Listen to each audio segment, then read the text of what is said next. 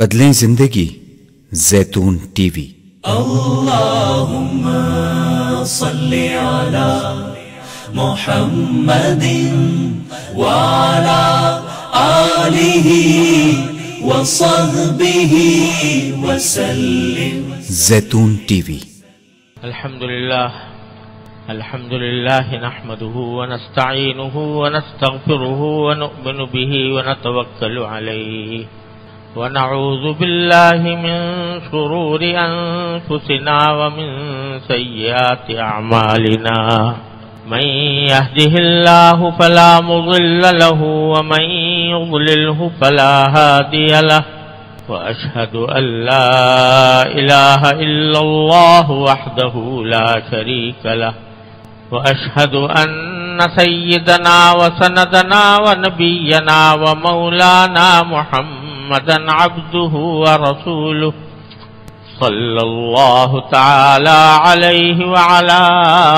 آله وأصحابه وبارك وسلم تسليما كثيرا۔ اما بعد، پچھلے مجلس میں ایک حدیث شروع کی تھی جس میں حضرت عبداللہ ابن عمرو ابن عاص رضی اللہ تعالیٰ عنہ جو بڑے درجے کے اونچے درجے کے صحابہ کرام میں سے ہیں، ان سے کسی نے پوچھا تھا کہ حضور نبی کریم سرورت عالم صلی اللہ علیہ وسلم کی کیا صفات تورات میں مذکور ہیں؟ تو حضرت عبداللہ بن عمر رضی اللہ تعالیٰ عنہ چونکہ پچھلی کتابوں سے بھی واقف تھے، تورات انجیل وغیرہ پڑھے ہوئے تھے، اس لیے ان سے پوچھا گیا تھا اور انہوں نے جواب میں تورات کی وہ حصے سنائے جس میں رسول کریم سرورت عالم صلی اللہ علیہ وسلم کی تشریف آوری کی بشارت بھی تھی کہ آپ آخری زمانے میں تشریف لانے والے ہیں، اور آپ کی کچھ صفات بھی بیان فرمائی۔ اس میں یہ بیان فرمایا کہ تورات میں اللہ تبارک و تعالی نے نبی کریم سرورت عالم صلی اللہ علیہ وسلم سے پہلے خطاب فرمایا، یعنی اللہ تعالیٰ نے حضور اقدس صلی اللہ علیہ وسلم سے خطاب کرتے ہوئے فرمایا، حالانکہ اس وقت تک رسول کریم صلی اللہ علیہ وسلم دنیا میں تشریف نہیں لائے تھے، لیکن اللہ تبارک و تعالیٰ نے خطاب فرمایا، گویا اللہ تبارک و تعالیٰ نے عالم ارواح میں یا تو خطاب فرمایا یا جب رسول کریم صلی اللہ علیہ وسلم جب تشریف لا چکیں گے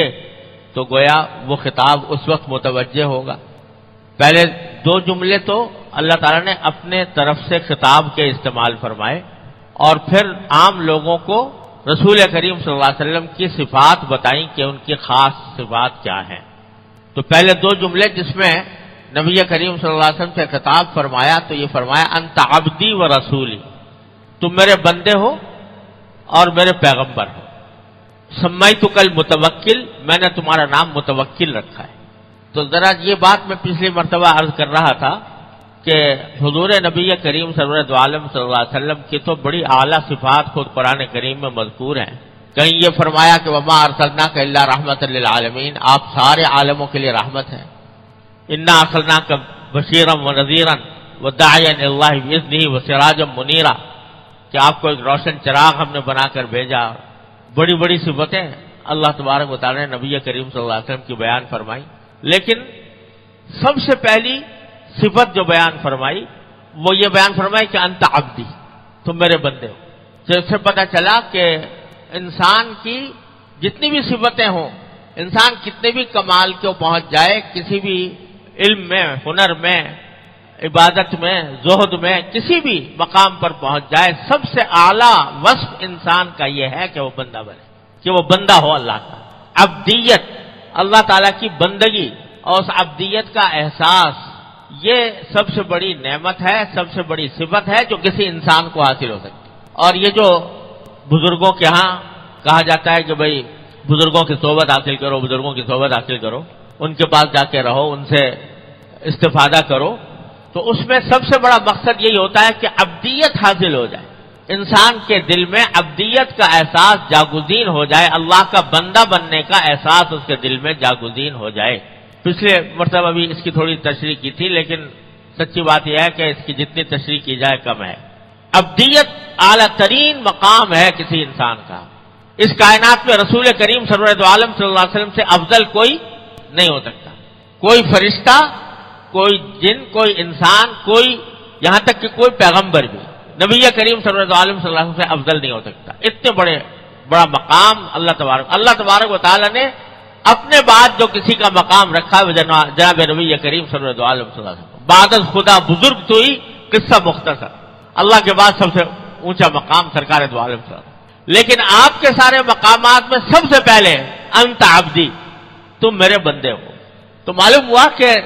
سب سے بڑی چیز انسان کے لیے عبدیت کا مقام ہے کہ وہ بندہ بن جائے. ساری خرابیاں یہاں سے پیدا ہوتی ہیں کہ انسان کے دل میں یہ آ جاتا ہے کہ میں فلاں ہوں، میں ایسا ہوں ویسا ہوں، میرے اندر فلاں صفت ہے، میرے اندر فلاں کمال ہے. یہ احساس پیدا ہو جاتا ہے، دوسرے سے برتر ہونے کا احساس پیدا ہو جاتا ہے، اور اس کی وجہ سے تکبر پیدا ہوتا ہے، اس کی وجہ سے حسد پیدا ہوتا ہے، اس کی وجہ سے دوسروں کی تحقیر پیدا ہوتی ہے. یہ ساری باتیں اور اسی طرح معصیتیں وہ نکلتی ہیں اس بات سے کہ انسان نے اپنے عبد ہونے کا، بندہ ہونے کا تصور اس کے دل میں بیٹھ جائے تو بس یہ سب سے بڑا کمال ہے جو انسان کو حاصل ہو جائے کہ عبدیت اس کے اندر پیدا ہو جائے. میں نے اپنے والد ماجد قدس اللہ تعالیٰ سے سنا، اللہ تعالیٰ ان کے درجات بلند فرمائے، کہ آپ شاید آپ حضرات واقف ہوں گے، حضرت علامہ سید سلیمان ندوی رحمۃ اللہ علیہ بڑے محقق عالم تھے، بڑی کتابیں لکھی ہیں، بڑے اونچے درجے کے مصنفین میں سے ہیں. سیرت النبی صلی اللہ علیہ وسلم بھی انہوں نے تعلیف فرمائی. وہ اپنا واقعہ بیان کرتے تھے میرے والد ماجد رحمۃ اللہ علیہ سے، کہ فرماتے تھے کہ میں نے جب سیرت مبارکہ لکھی، نبی کریم صلی اللہ علیہ وسلم کی سیرت لکھ تو دی اور بہت تحقیق کے ساتھ لکھی، لیکن دل میں یہ خیال پیدا ہوتا تھا کہ سیرت تو تم نے لکھ دی نبی کریم صلی اللہ علیہ وسلم کی، لیکن اس سیرت کا کوئی عکس، اس کا کوئی حصہ تمہارے اپنی زندگی میں بھی آیا کہ نہیں؟ جس ذات والا سے بات کی سیرت لکھی ہے، آپ کے اخلاق طیبہ کا بیان ہے، آپ کے اخلاق فاضلہ کا بیان ہے، تمہارے اندر بھی کچھ آیا اس کا حصہ؟ تو جب اس لحاظ سے دیکھتا تھا تو دل میں ایک تڑپ پیدا ہوتی تھی کہ کس طرح میں نبی کریم سرور دو عالم صلی اللہ علیہ وسلم کی صفات کو اپنے اندر پیدا کروں. اور ساتھ میں یہ بھی ان کے دل میں بات تھی کہ عام طور سے آدمی کی اصلاح اس وقت تک نہیں ہوتی جب تک کہ کسی اللہ والے کی خدمت میں جا کر آدمی اپنے آپ کو پیش نہ کرے اور ان سے اصلاح نہ کرائے. جب تک کسی اللہ والے کی خدمت میں نہ آ جائے اس وقت تک اصلاح نہیں ہوتی. تو فرماتے ہیں کہ سارے ہندوستان اس وقت تک ایک تھا، ہندوستان سب ایک ہی تھا، تو سارے ہندوستان میں نظر دوڑاتا تھا تو کہیں پر بھی نگاہ نہیں جاتی تھی. اگر جا کر ٹھہرتی تھی تو حضرت حکیم الامت مولانا اشرف علی صاحب تھانوی رحمۃ اللہ علیہ کے بارے میں خیال ہوتا تھا کہ میں ان کی خدمت میں جاؤں اور ان سے جا کر استفادہ کروں. تو ایک مرتبہ صرف تجربے کے لیے یہ سوچ کر کہ جا کر میں دیکھوں کہ میرا وہاں دل لگتا ہے کہ نہیں لگتا ہے، حضرت حکیم الامت مولانا اشرف علی صاحب تھانوی رحمۃ اللہ علیہ کی خدمت میں تھانہ بھون پہنچے، اور خیال تھا کہ ایک آدھ دن رہ کر وہاں پر حضرت کے مزاج و مذاق کا اندازہ کریں گے، حضرت کی باتیں سنیں گے تو دل کو لگتی ہیں کہ نہیں لگتی ہیں وغیرہ. تو جا کر رہے، ایک آدھ دن کے بعد جتنی دیر بھی قیام رہا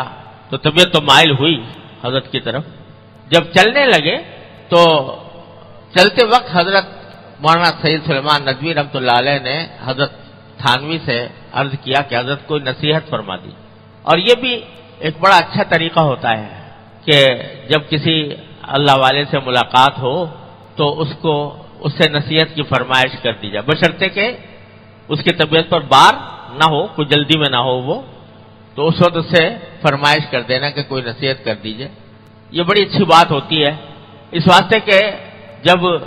نصیحت کی فرمائش کی جاتی ہے تو بسا اوقات اللہ تبارک و تعالیٰ اس اللہ کے بندے پر، اس اللہ والے پر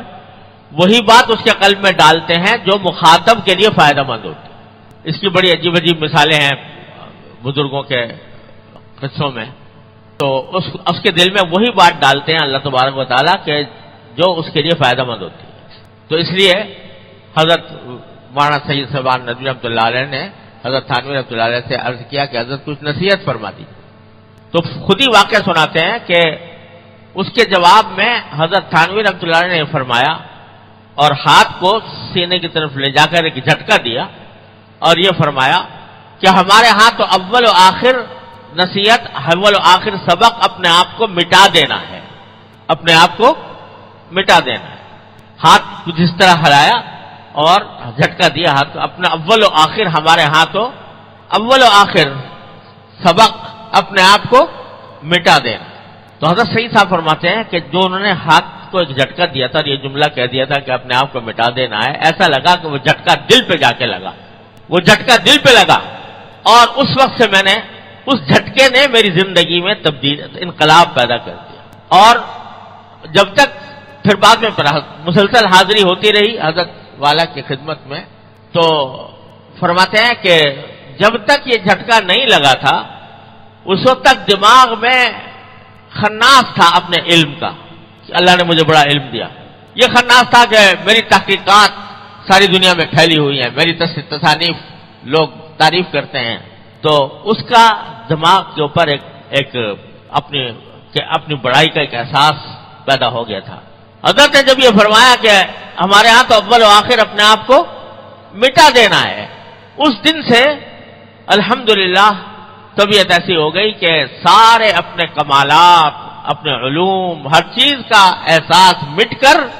یہ پیدا ہو گیا تم ہو کیا، تم تو اللہ کے بندے ہو، تمہاری حقیقت کیا ہے۔ اگر اللہ تعالیٰ نے کوئی کام لے لیا ہے تو اس کا فضل و کرم ہے، اگر اللہ تبارک و تعالیٰ نے کوئی حروف نقوش کا علم عطا فرما دیا اس کا کرم ہے، تمہاری حقیقت تو ایک ذرے بے مقدار سے آگے کچھ بھی نہیں۔ یہ احساس پیدا ہو گیا، اور میں نے اپنے شیخ حضرت عارفی قدس اللہ تعالیٰ سرہ سے سنا، کیونکہ حضرت بھی اسی زمانے میں حضرت تھانوی رحمۃ اللہ کے ہاں آتے جاتے تھے، تو فرماتے تھے کہ اس اللہ کے بندے نے اس کے بعد اپنے آپ کو ایسا مٹایا کہ میں نے خود دیکھا کہ اتنا بڑا محقق، اتنا بڑا عالم، جس کا ڈنکا بج رہا تھا، جس کے علم اور فن کا، جس کے علم و معرفت کا ڈنکا بجا ہوا تھا، اس کو میں نے اپنی آنکھوں سے دیکھا کہ خانقاہ کے اندر جو لوگ آتے تھے ان کے جوتے سیدھے کر رہے تھے، وہ لوگ جو بعض اوقات عالم بھی نہیں ہوتے تھے اور حضرت کی خدمت میں آیا کرتے تھے، ان کے جوتے سیدھے کر رہے ہیں۔ ایسا مٹایا اپنے آپ کو، یہاں تک کہ شیخ بھی یہ کہہ گزرے، حضرت تھانوی رحمۃ اللہ نے ایک شعر کہا ان کی تعریف میں، یعنی شیخ نے اپنے مرید کی تعریف میں شعر کہا کہ السلیما گیر اخلاص عمل، السلیما گیر اخلاص عمل، دانت ندوی را منزہ از دغل، کہ سلیمان سے حاصل کرو عمل کا اخلاص، عمل میں اخلاص کیسے پیدا ہوتا ہے یہ سلیمان سے حاصل کرو، اور ندوی کو یعنی سلیمان ندوی کو تم جان لو کہ یہ ہر قسم کے دغل یعنی شیطانی فساد سے منزہ اللہ تعالی نے بنا دیا ان کو۔ شیخ تعریف کرنے میں شعر کہہ رہا ہے اپنے مرید کی، کس طرح مٹانے، ساری کیا بات ہوئی کہ مٹا دیا اپنے آپ۔ کیا معنی مٹانے کے؟ مٹانے کے معنی یہی ہے عبدیت، کہ میں کچھ بھی نہیں ہوں، اگر میرے پاس کوئی چیز ہے تو وہ محض اللہ تبارک و تعالیٰ کی عطا ہے، جب چاہے چھین لے۔ اگر علم ہے اس کا کیا بھروسہ، جب چاہے چھین لے۔ اتنا بڑا جو کچھ علم حاصل کر لو، کوئی علم ہنر حاصل کر لو، پتہ نہیں کس وقت سلب ہو جائے۔ تو کس بات پر اترانا، کس بات کے اوپر تکبر کرنا، کس بات پر اپنی بڑائی سمجھنا؟ اس کی عطا ہے، وہ جب چاہے دیتا ہے، جب چاہے نہیں دیتا، جب چاہے چھین بھی لیتا ہے۔